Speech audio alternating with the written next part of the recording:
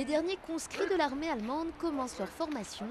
Les derniers, car dans 6 mois, il n'y aura plus de service militaire en Allemagne. Comme de nombreux pays, l'Allemagne aura une armée de métier. D'un côté, c'est un honneur d'être parmi les derniers.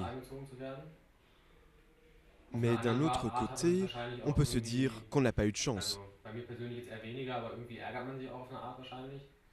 La réforme de l'armée doit permettre d'importantes économies budgétaires, 8 milliards d'euros. Le nombre d'hommes sous les drapeaux sera réduit de 250 000 à 185 000. L'autre objectif de cette réforme, c'est d'avoir des troupes mieux entraînées et plus disponibles pour des missions à l'étranger parfois à haut risque, comme celle en Afghanistan, où l'Allemagne participe à la coalition avec un contingent de 4 500 hommes. Mais les experts critiquent un manque de vision stratégique sur les défis à venir pour l'armée allemande. Contrairement à la France et à la Grande-Bretagne qui se sont demandé quels sont les défis de l'avenir, de quoi a-t-on besoin dans les domaines politiques et militaires, en Allemagne, on a simplement décidé de réformer l'armée, de la rendre plus petite et plus performante. Mais on n'a pas répondu à la question « Quel est le but de la réforme ?»